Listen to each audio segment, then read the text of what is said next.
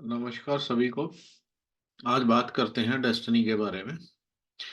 कई बार लाइफ में हमें कुछ ऐसे चैलेंजेस आ जाते हैं जिस वजह से हमें लाइफ कंफर्ट जोन से बाहर निकाल के ऐसे फेंक देती है। जैसे आप ये समझिए कि एक मछली को बाहर पानी से बाहर कर दिया गया। बहुत तकलीफ होती है उन समय में। कुछ लोग इसको बहुत नेगेटिव ले लेते हैं और डिप्रेशन वगैरह में चले जाते हैं। अब बात ये आती है कि डिस्टाइंड है तो वैसे ही। लेकिन क्या होता है कि कई बार ये जो कंफर्ट जोन से बाहर निकालने का ये प्रोसेस होता है, ये डेस्टिनी का या कर्म का या काल का एक तरीका होता है आपको आपकी निश्चित जगह पे लेके जाने का। तो उसको अच्छे में ले लो या बुरे में ले लो, तो अल्टीमेटली जो है उसका रास्ता वही है जहां लेके जाना है। इसको एक कहानी से समझते हैं। एक एक महात्मा और उनका एक चेला एक गांव से बिल्कुल अलग थलग मकान में, झोंपड़ी नुमा। उनको भूख लगी तो रास्ते चलते हुए जा रहे, तो उन्होंने मकान में जाके बोला कि हमें कुछ खाना वाना खिला दो। तो घर के जितने उनके दो लड़के थे और एक पति पत्नी और एक गाय। तो वो जो है उन्होंने उनको जो घर पे था उनको खिलाया, अच्छे से ट्रीट किया। दूध, गाय थी तो दूध वगैरह उनको दिया, जो कुछ खाने पीने को था दे दिया। और उसके बाद जो वो वहां से आगे बढ़ लिए महात्मा। तो जैसे ही थोड़ा आगे आए तो महात्मा ने बोला कि इनकी गाय को ले आ भाई। अपने चेले को बोला, इनकी गाय को ले आ। क्योंकि वो जो ये थे उनका सारा सोत्र खाना पीना उस गाय से चलता था। उसी से थोड़ा दूध उनका बिक जाता था। गाय खुले में चरती रहती थी, उसकी संभाल वो खुद अपनी कर लेती थी। और वो जो हैं तीनों आदमी, यानी कि दोनों बेटे और वो किसान, वो कुछ नहीं करते थे। सारा दिन बैठे रहते थे। तो ऐसे उनका चल रहा था। अब महात्मा ने चेले को बोला कि ऐसा करो, उनकी गाय ले आओ। तो चेला बोला, महात्मा ये तो चोरी है। बोले नहीं, तो ले आओ।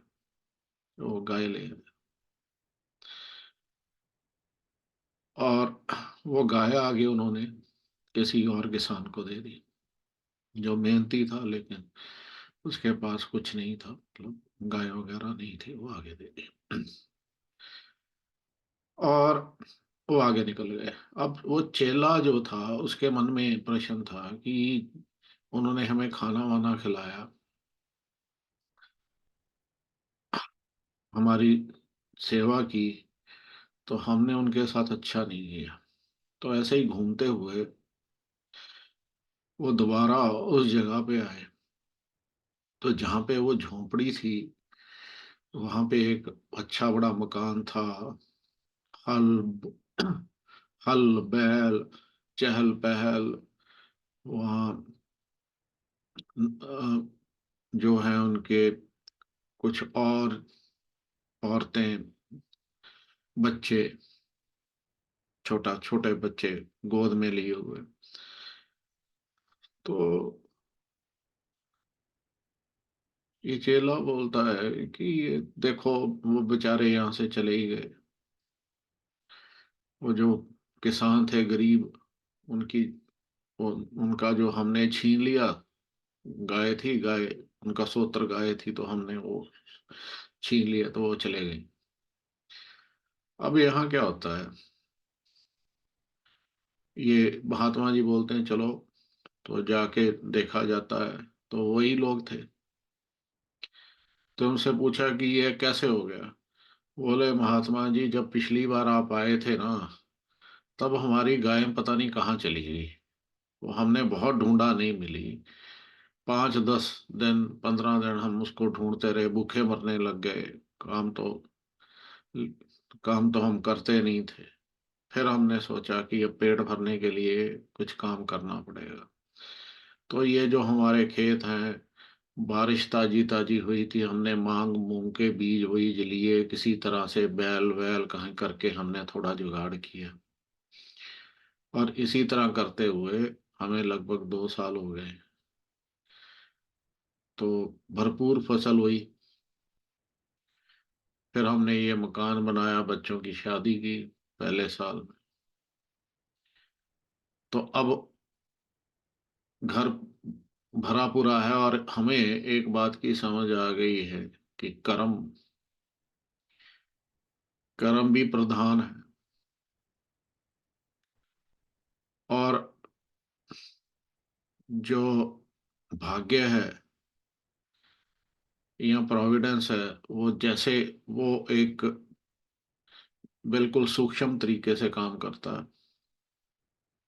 और पहले तो हम बहुत रोए, हमने बहुत बद्दुआएं दी, जो गाय को ले गया है उसने अच्छा नहीं किया, या गाय जहाँ चली गई है उसका भी कुछ ना बने। लेकिन फिर हम धीरे धीरे धीरे समझे कि ये पेट पालने के लिए काम तो करना ही पड़ेगा। तो इस तरह से ये है कि भाग्य सुप्रीम है। वो कई बार हमारे को अपनी लाइफ में ऐसा झंझोड़ता है कि आदमी कंफर्ट जोन से बाहर फेंक देता है, बहुत तकलीफ होती है। लेकिन ये एक तरीका होता है, ये एक एक मेथड है, जिससे कि शायद जो आपको भाग्य ने आपके लिए जो चुना है, उस तरफ ले जाने के लिए। तो ये पिछले कर्मों का फल है। वो भाग्य ने किसी तरह किसी तरीके से, या जहां आपको लेके जाना है उस तरह से वो हो जाता है। तो मेनली इसमें दो चीजें हैं कि कर्म या एफर्ट ये जरूरी है, लेकिन भाग्य अपनी गति तय करता है। पर कर्म करते रहना पड़ता है। ठीक है। हम बिल्कुल निष्क्रिय नहीं हो सकते। ठीक है। तो बिना काम के निष्काम निष्क्रिय हम नहीं हो सकते। हमें हर चीज को पॉजिटिव लेना चाहिए। कई बार जो भाग्य जिस पथ पे हमें लेके जाना चाहता है, वो हमें कई पथ काफी लंबा होता है, उसमें तकलीफ भी बहुत होती है। लेकिन कहीं ना कहीं आके आपको बाद में, जब आप दोबारा रिफ्लेक्ट करते हो अपनी पिछली लाइफ को, तो फिर आपको ये लगता है कि जो हुआ वो अच्छे के लिए हुआ। तो जो होता है वो अच्छे के लिए ही होता है। और जो है कर्म या एफर्ट वो करते रहना है, ये इम्पोर्टेंट है। और साथ में ये भी याद रखना है कि एक शक्ति है, जिसको प्रोविडेंस बोलो, भाग्य बोलो, वो अपने तरीके से बिना दिखे काम करती रहती है निरंतर। तो ये एक वो है।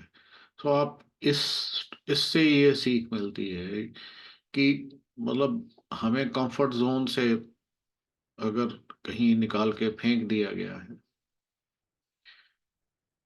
तो इसका मतलब तो ये नहीं है कि वहीं पे जिंदगी रुक जाएगी। कई बार मुश्किल कई साल तक चलती है, लेकिन